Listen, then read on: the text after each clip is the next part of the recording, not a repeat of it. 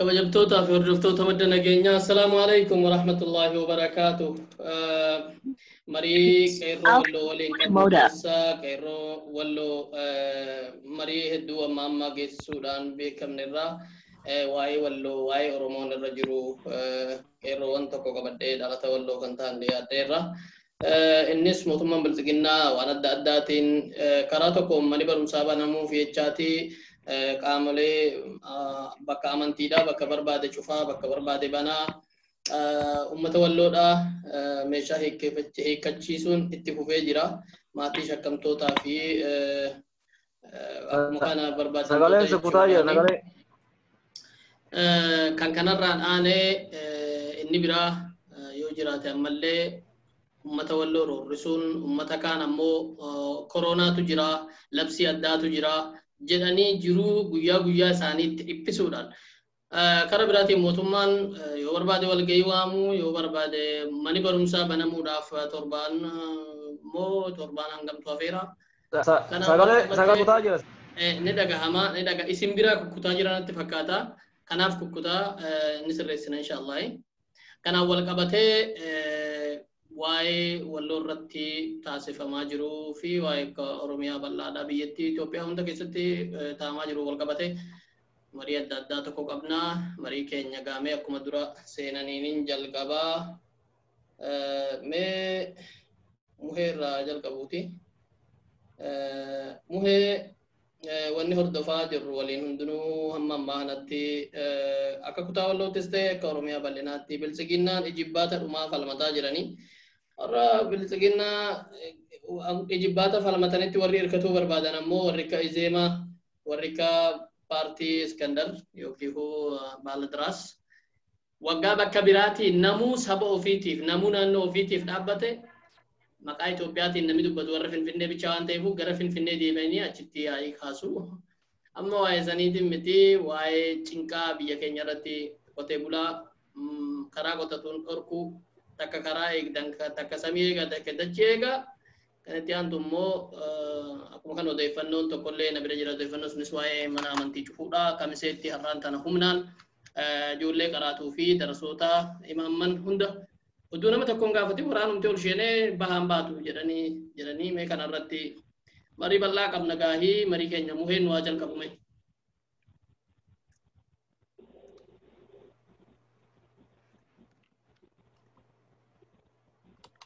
Sagaleen kiyya dhagahamaan jiru gaafiin kiyya gara muhee callaati.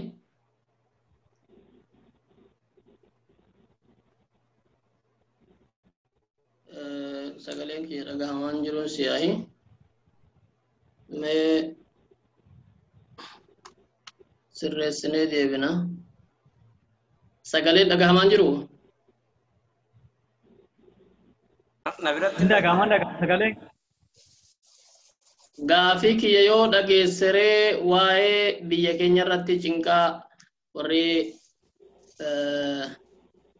bilchiginnaadhaa halkanii guyyaan ummata biyya cinqaa jiran dararaa akkana hin qabne qotee bulaan leeka qotatee nyaanne kaan asiin bahaa tana eegaa san eegaa kaanis doorii bakka amantiidha. Karaa biraatiin amantiin manni barumsaa banamuu fi koronaan akkas ta'e jechaati bakka amantiidhaa cufuu waan akkasii cinqii jibbaata falmatuu kanarraa maal argarra?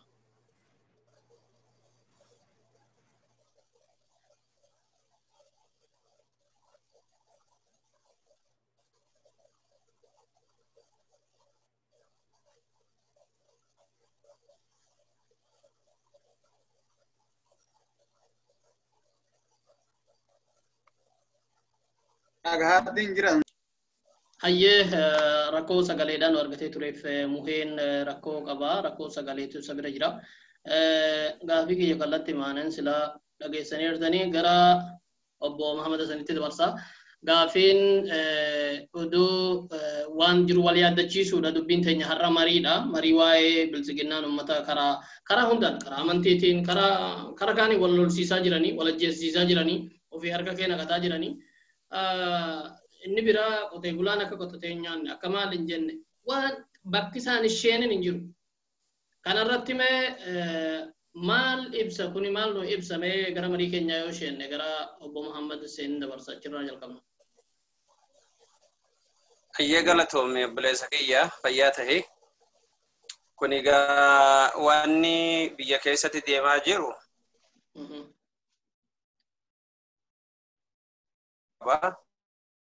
akka odeessanitti jechuudha. Akka xiqqoo wanni jirti.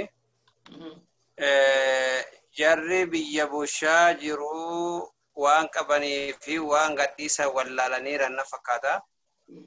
Haa ta'u nama kaanis hamma danda'an ofitti qabaa sossobaa nama sakaanis humnaan sodaachisaa isa naggaadeettis akka naggaadeetti sodaachisaa qotee bulaa sodaachisaa waan hundatti dhimma bahanitti fayyadamuu jiran waan isaaniif ta'u kan uummataaf hin taane kan umurii isaanii dheereffachuu barbaadan aangoo isaanii irra turuu barbaadan hunda isaan itti fayyadamuu jiran karaa hundaan ajjeesanii irraa diiganii masjida keessatti ajjeesanii mana gubanii womti hafeef jiran ju'an kana wilee akka haraatti isaan waan biraa uummata irratti ni hojjetan jee waan dhumeerare kijibni taanu dhume sossobnis guute hundi dhumateera isaan harkaa hiigaa kufaatima itti aanan fakkaata kan jiru umri masaanii akkamiin akka dheereffatan yeroo masaanii akkamitti akka inni jaanni kanuma malee waan biraa qabatanii waan haaraa fidanii dhufaniitimi kan laalutti wanni warri bilisiqinnaa ho'amoo baaligummaa kun itti jiru badanii balleessanii baduu saniinis wal fakkaata. Karaachitti wannumti itti tilmaamu jira jeen ofii kiyya akka kiyyatti waan arguun qabu. Ayyee.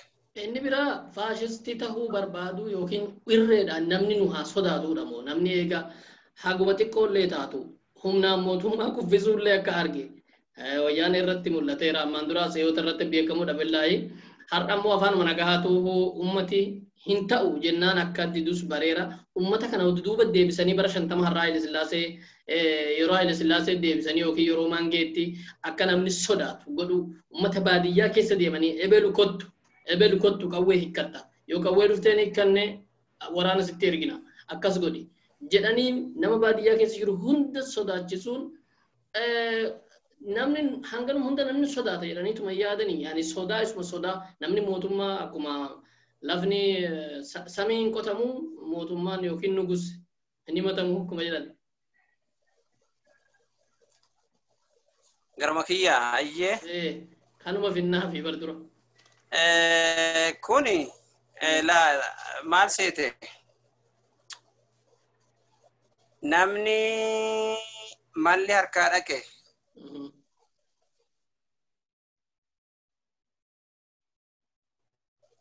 akka namni kufe namni maal kufe coqorsa alataa jaansanii isaan nama sodaachisuu meeshaadhaan Sinani baada lubbuu namaa baasee lubbuu namaatiin si sodaachise lubbuu kee balleessee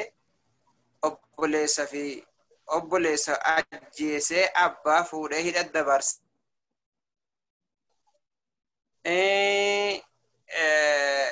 Waan cubbuu tahe waan ilma namaarratti namni biyya tana keessa jiraatu afaan biyyanaa dubbatu aadaa tokko waliin qabu kan biyya tana keessatti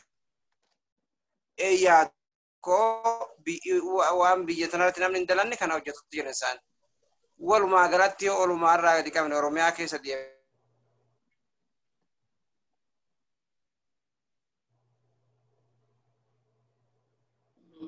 sagaleen sibira kokkutanatti fakkaata mee gaafima kana fakkaatuu fi kan biraas yoo jiraate humnaan uummanni Itoophiyaadhaa kana booda ni eeyyama humna isa jedhu sagalee yoo na dhagahaa jiraatte gara Zubeerin darba maal yoo jenne wanni har'a argaa jirru maal fiddaniidha waan Oromoon jibbu hunda dalagan jecha Haacaaluu Jawaar hidhu politikoonyoota warra kaan warra abaawoodha tokko tokkoon guuranii shakkamaadhaati warra bosonaati waliin dantaa qabda jechuudhaan waan adda addaa dalaguun rakkoo guddoo uuman amma kanarratti kan hafe manatti sodaachisuma reebuma wanni kun akkanatti sodaachisi hammanaa kun fiixani baha kofiisa isaanii dhiyeessamoo sodaachisa humna ummata Itoophiyaadha akkuma ganaa akka yeroo duraatti deebi'ee ni bulette yaadda. Gaafin kiyya gara Zubeeri. Okay, sagaleen kee sirriitti dhaga'amamti? Ni dhaga'amaayee.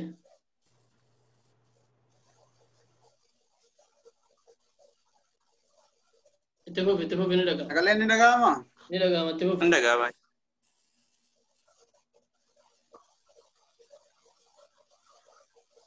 Gaafii bareedaa. Okay. Kuni shirri ati suni jetta waa'ee ummata bira kee gashanii galee ummata hayyuu yookiin namni mataa ofiitti duroo godhatee jeemuun tokko tuttuqanii itti ajjeesus wanni akkasii sun miira keessa nama gashee ummanni akka aadaan waa tokko balleessu waan asiidha yeroo kanatti wanni jeemu yaani mootummaan aangoo irra jiru maqaadhaa akka nama Oromootti afaan Oromoo dubbatee akka mootummaa Oromoo tokko ol bahee malee wanni isaan jiran bootii isaaniidha wooma hojii darban digalee seenaan garagalee haaromtu jira wanni akka haaraatti argame jira jedheenu kanuma. Ammoo inni biraa kijiboota kaleessa kijiban hundi isaanii ifa galaniiran kijiboota sawwaan dhoksanii hin arganne ammallee kijiba adda addaa walqixxummaa ajjechaan sagaleen kiyya ana bira natti fakkaatu sagaleen kiyya dhagahamaa jiru. Ana biratti hin dhagahama garuu. Hayyee rakkoon simbira jechuudha yookiin Zubeer bira natti fakkaata. Kijiboota kaleessa kijiban walqixxummaan isaan nu haasa'an demokiraasiin kaleessa nu haasa'an namoonni kaleessa yeroo wayyaaneedha kuma meeqa turan mana hidhaa har'a yoo madaalame kan kaleessaa caala kan yeroo wayyaaneedha wayyaaneen bara meeqa keessatti hiitee namoota walitti qabde isaan kuni amata tokko eega kijiba san hiikuu jammaranii amma amata tokko keessatti namni eega hidhaatti guurramuu jalqabe dhaaduu jalqabe sagaleen kan dhaga'amu. Si biraa hi sagaleen sirreessimee warri biraa dhagaa jiran natti fakkaate si biraa ta'uun dhabu sirreessi. Kijiboonni sun takka takkaan hiikkatanii warra kaan immoo fakkeenyaaf naannoo Amaaraa irratti warra Yaamaaraa hizbiin ka koronaa lamadaan warra jedhaman. Kijiba san akkamitti fudhatuu danda'a? Uummanni akkamitti itti naquu danda'a? Kijiba san kaleessa kijiban takka saadhaaduu har'a hojii irra nooshin akka kijiba taheduu beekamu namni kamuu beekuu akka danda'u taheera kijiboota isaanii san ummati akkamitti beekee warra beeksifne wal beeksisee akka kaleessa goyyomsamne beekumuu yookiin ummati wal beeksisuu akkamitti danda'a yoo na dhagahaa jiraatte gaafii kana gara Hiddee Ahmed.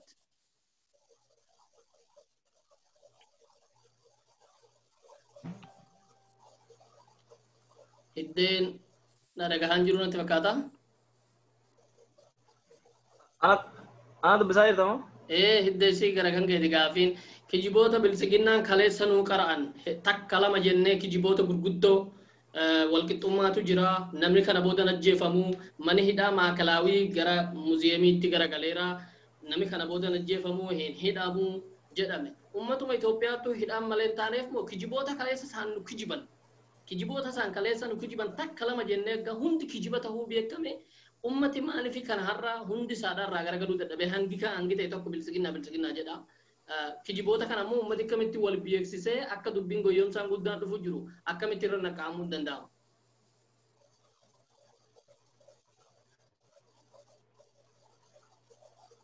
Sagaleen dhagahamaan jiru.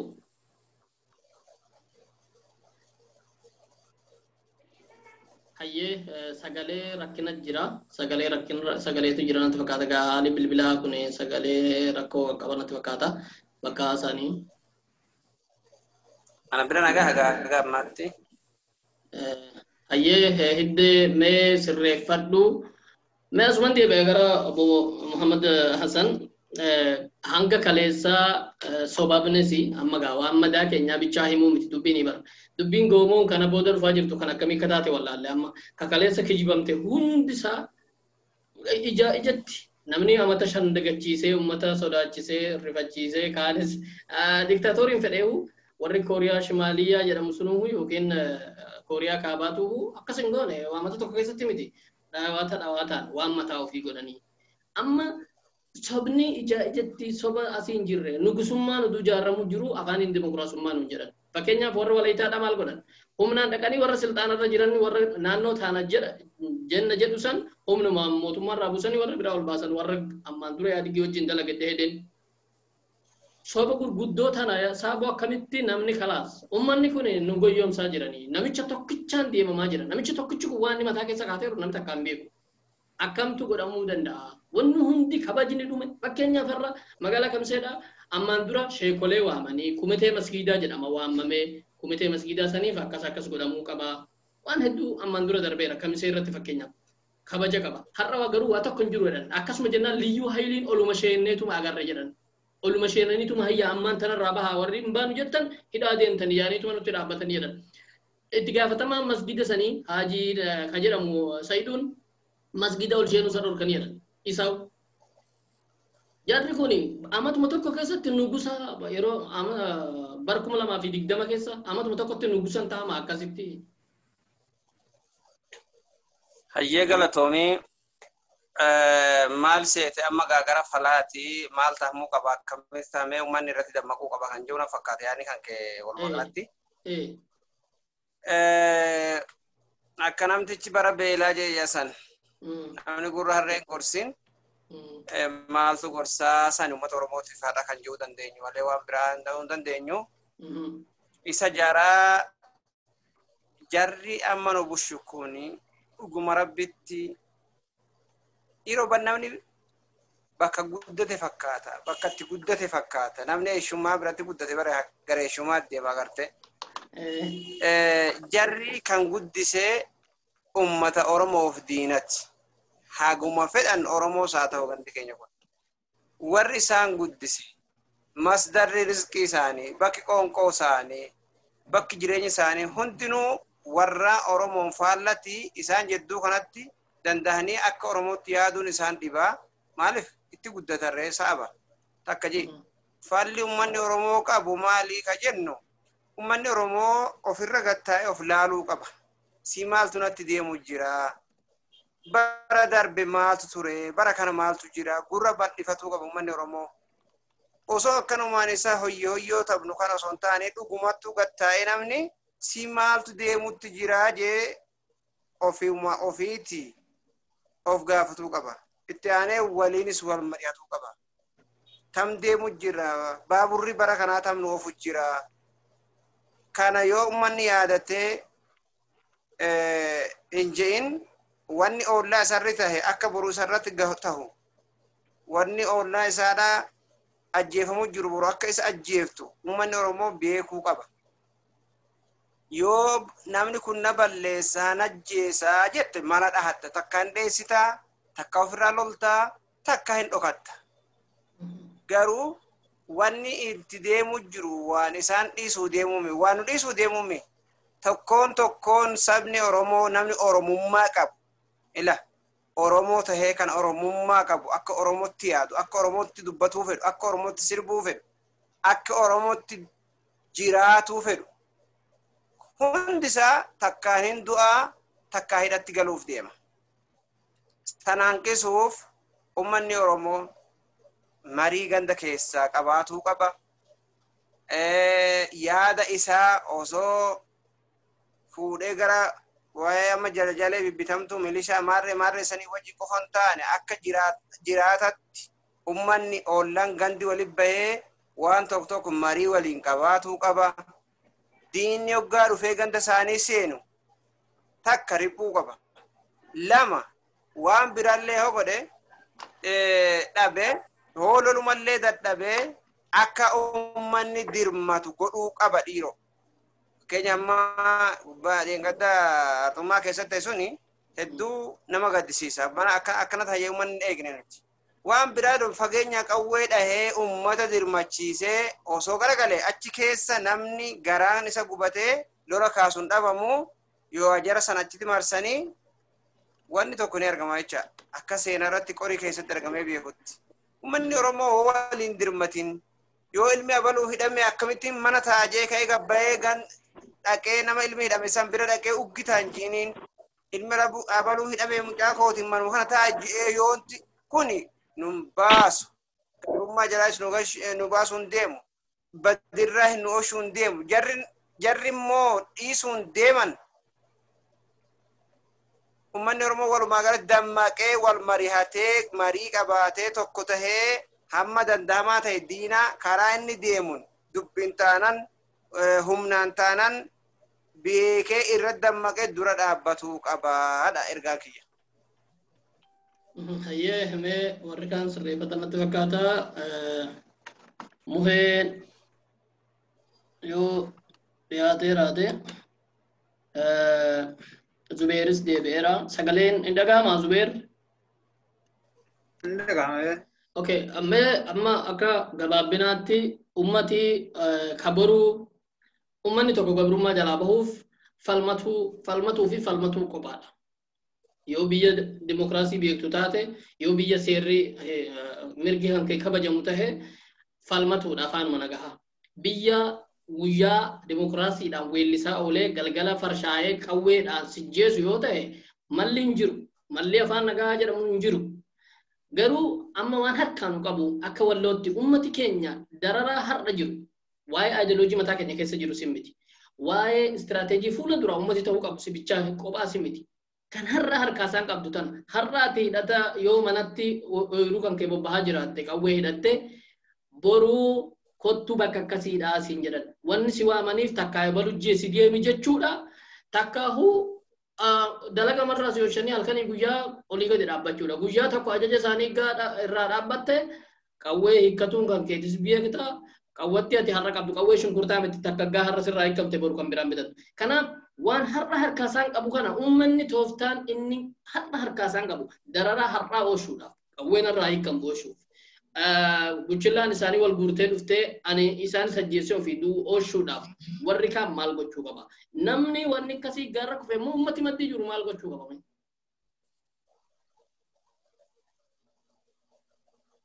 Gaafii bareedaa obboleessa kiyyaa gaafii bareeda gaafatte.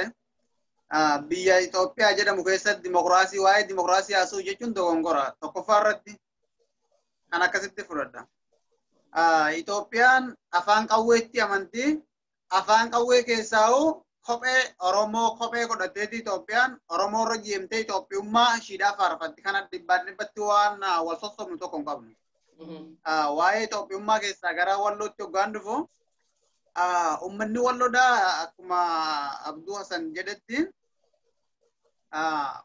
gaafa hartummaatti dheengadda lollee osoo hin ta'in duratti dawwee keessatti ta'e gaafa dawwee keessatti ta'u dawwee keessatti abbaa qabanii gulbataan yookiin qawwee sirraa hiiknaadhaan doorsisanii fuudhanii jeemanii ilma lolchiisaa oolan kan akkasitti nu badha. Osoo kana san hin jenne takkaa lama jechuu koforatii saatii 24 kaahanii ummata asirraa ummati akka dirqamaan bu'ee ummata san lolu ammunti kayyoo sun hin taane akka qawween irraa hiikkatu kan ajajame. Halkan dukkanaan bu'ee maataa keessa bu'ee achitti dhukwaasa sana ijoollee rabbanee kan dhaames kennuma kan dha'es kennuma. Kuni duraan waan darbeettu jira gaafa manni gubate mana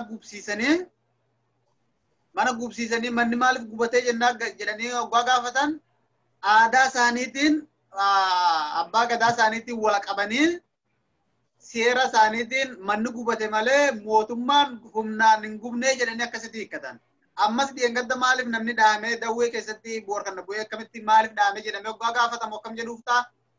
Kadhatanii jennaan didanii ijoollee isaaniitii kalaas seera isaaniitiin murteessanii akka dhahaman ofumaa godhanii jechuudhaaf kun shira waan wal nama gaafachiisu miti namuu akka mataa isaatti yoo ol baasee dubbatu dhabeessa ni beeka jedhee namana. Shirri Itoophiyaa keessatti jeemuu dawwee walloo fi osoo achiifas hin jenne kutaa takka osoo addaan hin baafne ilmaan Oromoodha karaa nagahaatiin wanni jedhamu tokko hin jiru. Yoo wal sossobuu fi gabrummaa jalatti wal ittisuu yoo hin taane. Itoophiyaan afaan qawweetti amanteen akkasitti fudhadhaa asumatti hin gabaabse. Ayyee mee yoo dhagahaa jiraate gara hiddeettiin darbaa hiddeen rakkoo guddoo hiddee wagguma jedhame namni walloodha maqaan hiddee kun eenyuun qabu namni beekaa egaa aanaa baatii ta'uu hin dhabu walloo keenya keessaayi yoo sagaleen dhagahame mee baatiirra waa'ee istirateejii addaatti baasaniiran warra baadiyyaadhaa halkanii guyyaa inshigaala afaaroota walajjeessuudhaan halkanii guyyaa rakkoon sun akka abaastu malee akka hiikamtullee akka isaan hin yaanne agarreerra. Gama biraatiin ammoo warra magaalaadhaa akka isinis adabaan hin teenye jedhaniini gaafa finfinneedhaa waa tahame yeroo kaan boombii darbatu yeroo kaan mana abaluu lolame jedhu barra darbes akkuma kana liyyuu haayilii irratti poolisiin boombiin darbatame jedhanii sagaleen keessa dhaga'anii jiru. Hin dhagahamu. Kan keenya dhageenya turre gaanumii yoo Iyya dhagahamaa jira. saayilanti gootee raatte maleedha. Egaa maalumaafuu Sagalee dhaga'anii jiru sagalee. ayyee rakkoo sagaleetu jira. Sibira wanni sirreessitu jira ta'uun oolu. Egaa akka sirreessitu jennaa.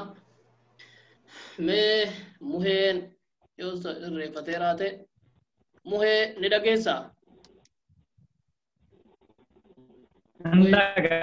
Sindagaa. Amma mee gara falaatti yoo seennu falli ummati keenya mormannaa fi falmannaa irraa gadi duubatti garagalan hin jiru. Garuu darara ummati keenya kaan harka qalleeyyii ni beekama. Kaan qawwee tana abbaa irraa kaakayyuu irraa dhaalee harkaa qaba. Qawween tun ammoo jireenya ummata wallootiif jiruu jalqabaa isa guddaadha. Kan walloodha akkasi. Ummati immoo akkuma bal'ina Oromiyaattis falmatu har'a falmatu kana keessatti gatii hedduu harri guyyaan diina sagaleetiin siyaasa galma jedha nama guutuuni. Mee maammada sambalee nama jiru hundinuu sagalee jedha. Mee waa'ee yoo ciccitaallee ta'uu dhaga'ee jiraatte waa'ee qabsaa'uuf yeroo orkaate jarri darara guddaa sirraan gahuu yaaduudhaaf akka ati jilbiffattu sodaachisa boruutiif akka bijjatu. Sagaleen hin jiru yoo gara kiyya dubbachaa sagaleen hin jiru. Hayyee gara wanniiti gara muhee dubbataa jira. Mee muhee tanarratti dararaan guddaan utuu hin gahin namni falmii geggeessuudhaaf maal gochuu qaba jettaa yoo dhagahaa jiraatte.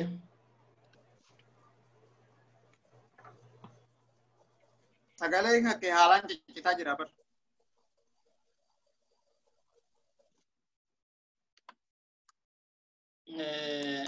Gara kiyyaatti fakkaate. Egaa walumaa galatti haalli biyyattii keenya keessa jiru waan tokko tokko haala teknikaatiin isinirraa baheen ture duuba deebi'een gaafatee turte natti fakkaata. Sagaleen kiyyaan dhaga'amaa miti? Ni dhaga'ama hayyee.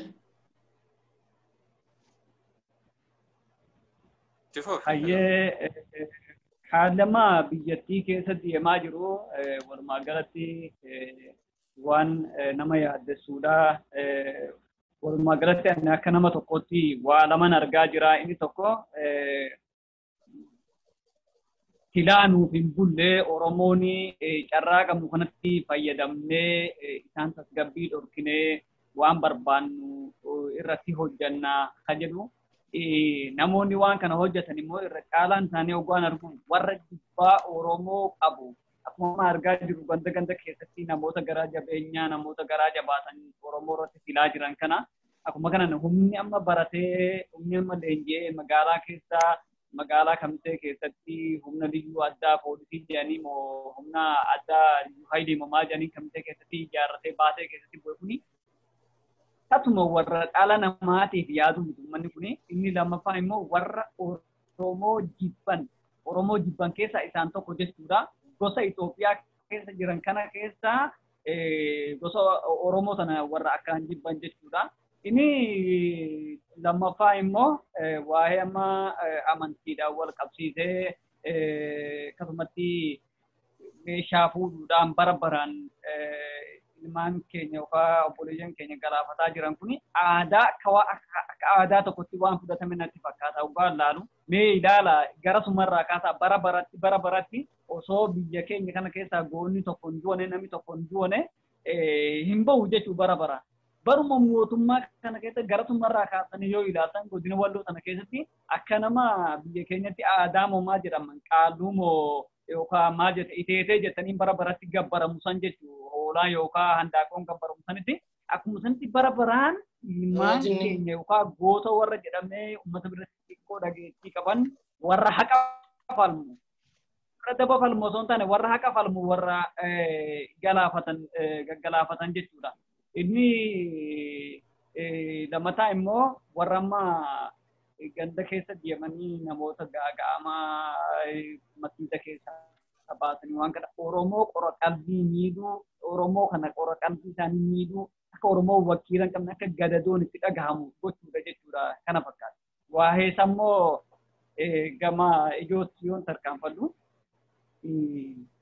wanni amma biyya keenya keessatti deemaa jiru kuni dhukkuba amma bu'e kanaan dahannoo godhatanii waan barbaadan hojjetuudha. Amma kamisee keessatti olaaltan guyyaan kana lammani guyyaan har'aan guyyaan lama natti fakkaata walgahii guddaa geggeessaa jira. Walgahiin isaan geggeessan warra hamma har'aa bosona keessatti nama meeqa ajjeesan, shiftaa nama meeqa miidhan, awwee nama meeqan adaban, dargaggeessa ammaan dura nu haadee garanii jedhanii baatii 8 dura mallaqa hiramee ture natti fakkaata.